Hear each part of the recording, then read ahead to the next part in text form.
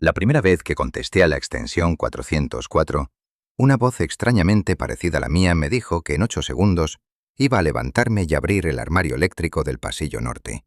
Yo seguía sentado, con las 2 manos sobre la mesa, convencido de que alguien estaba gastando una broma desde otra sala.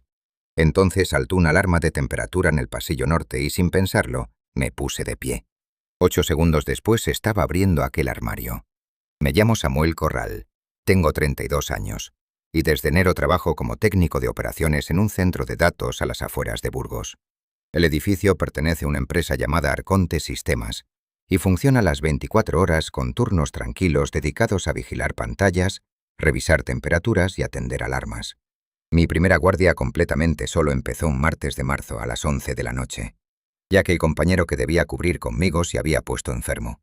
El centro no tiene nada de cinematográfico. Pasillos blancos, puertas con tarjeta, ventiladores constantes y un frío seco que termina metiéndose en los dedos. En la sala de control hay 6 monitores, 2 teléfonos internos y una cafetera que tarda una eternidad en calentar. Mi jefe, Darío, me dejó una lista impresa con los números de guardia y me recordó que lo llamara ante cualquier cosa fuera de lo normal. Hasta la 1:43 no ocurrió nada raro. El teléfono de la derecha sonó una vez, se detuvo y volvió a sonar con un timbre más grave de lo habitual. En la pantalla apareció 404, sin nombre de departamento, y pensé que sería una extensión antigua que alguien no había actualizado. Contesté diciendo mi nombre, y durante 3 o 4 segundos solo escuché el zumbido de fondo que producen las líneas internas vacías. Entonces la voz dijo que no tocara la taza.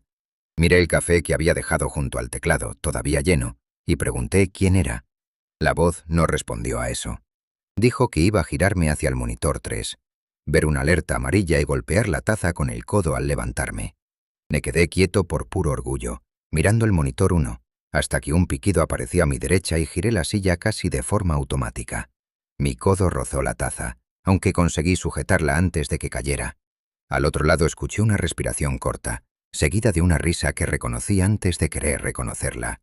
Era mi risa, con ese pequeño silbido que hago por la nariz al intentar no reírme en voz alta, y se me secó la boca de inmediato. La llamada se cortó sola, y durante varios segundos me quedé mirando el auricular, esperando que alguien saliera riéndose de algún rincón.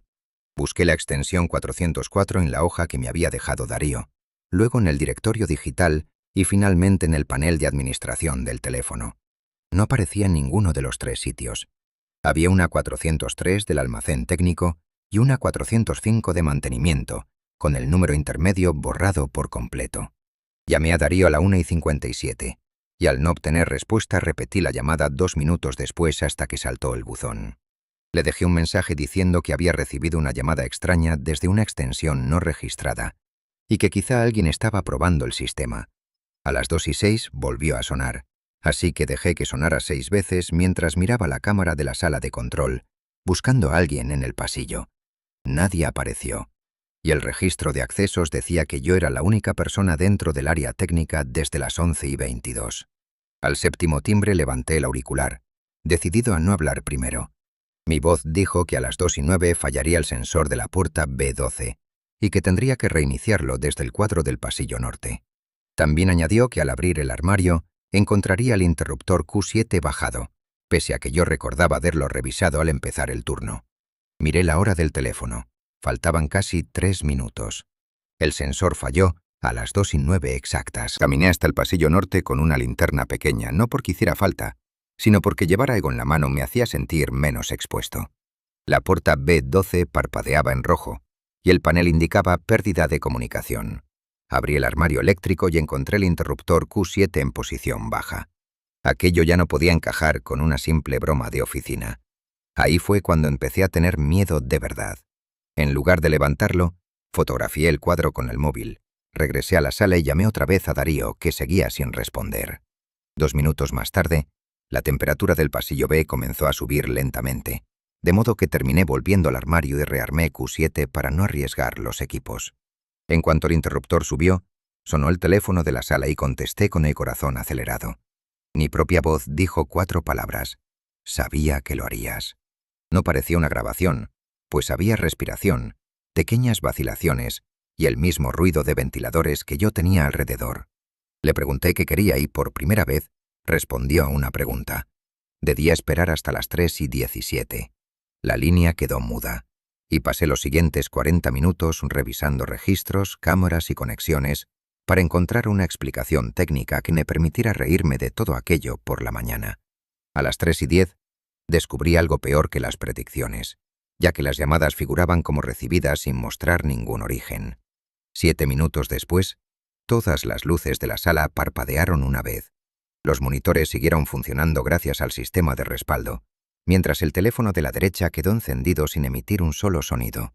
En la pantalla apareció un mensaje nuevo: no entres en sala 4. Casi al mismo tiempo, una alarma roja avisó de que esa puerta estaba abierta, pese a que el registro mostraba que nadie había usado una tarjeta. Me quedé sentado varios minutos, luchando contra esa mezcla absurda de curiosidad y miedo que me hacía querer comprobar justo aquello que sabía que debía evitar. La voz ya había predicho varias cosas y acertó. Ahora, en cambio, parecía estar dándome una orden. Pensé en el periodo de prueba y en lo fácil que sería explicar mi despido si una puerta crítica permanecía abierta toda la noche. Fui hasta la sala 4. La puerta estaba cerrada, con el lector en verde, el pestillo bloqueado y ninguna señal de apertura forzada.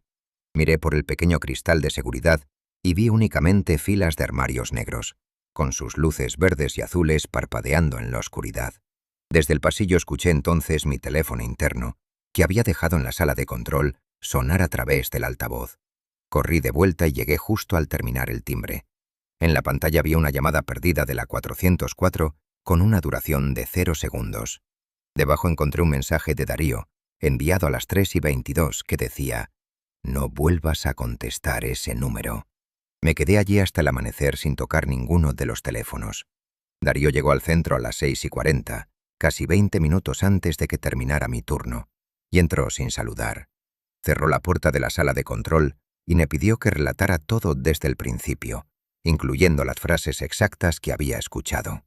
Al mencionar el interruptor Q7 perdió el color de la cara. Se sentó en mi silla y preguntó si la voz sonaba como yo. Asentí, y abrió un cajón cerrado con llave que yo nunca había visto utilizar. Sacó una carpeta gris con una etiqueta de 2019 y varias hojas impresas del antiguo sistema telefónico.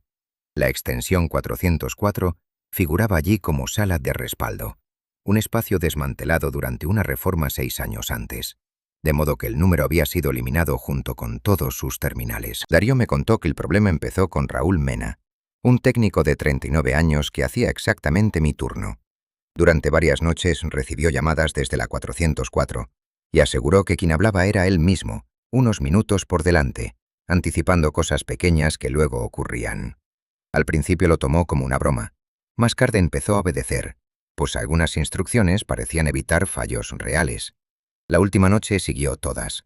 A las 4:04 Raúl salió de la sala de control después de que la voz le indicara revisar una alarma en la sala 4.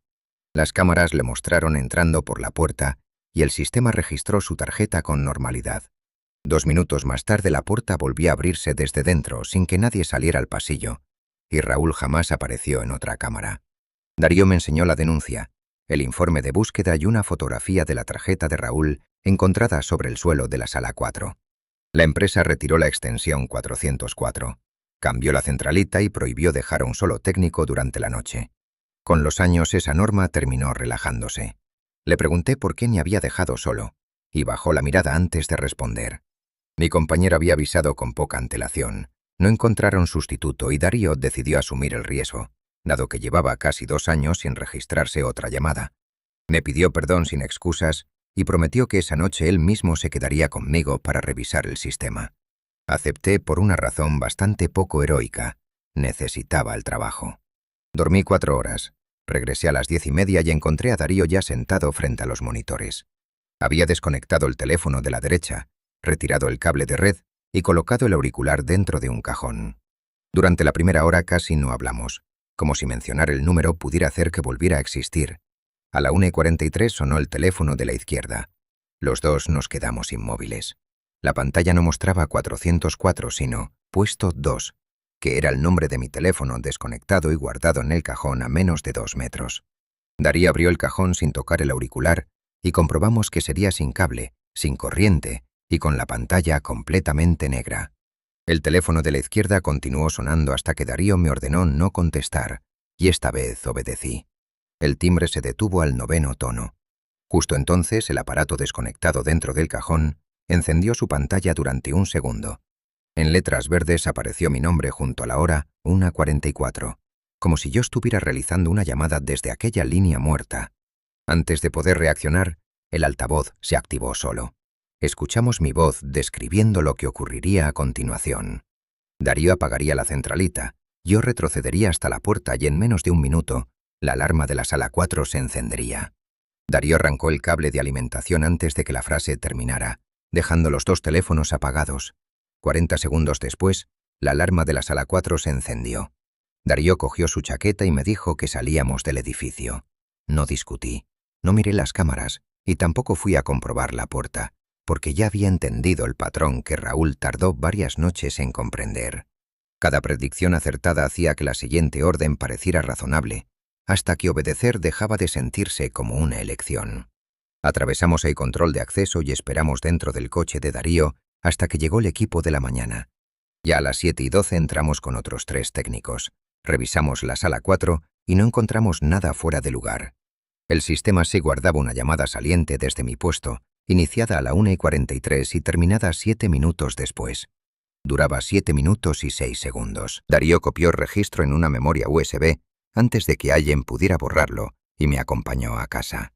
Esa misma tarde presenté mi renuncia. Él no intentó convencerme de quedarme y firmó los papeles sin poner una sola objeción. 2 días después me llamó desde su móvil personal y preguntó si quería escuchar el archivo de audio asociado a aquella llamada. Le dije que sí, y la grabación empezó con varios segundos de ventiladores, exactamente el sonido de la sala de control durante mi primera guardia. Luego se escuchaba mi voz, clara, cansada y mucho más cerca del micrófono de lo normal. Decía que en 8 segundos iba a levantarme y abrir el armario eléctrico del pasillo norte. Era la primera frase que yo había oído desde la extensión 404. No he vuelto a ese centro de datos, y Darío dejó la empresa 3 semanas después. Nunca supimos de dónde salió la grabación, quién originó la llamada ni por qué el sistema registró mi puesto como emisor. Lo único que sigo pensando, cada vez que recuerdo aquella voz, es que el archivo no parecía una copia. Parecía que yo todavía no lo había grabado.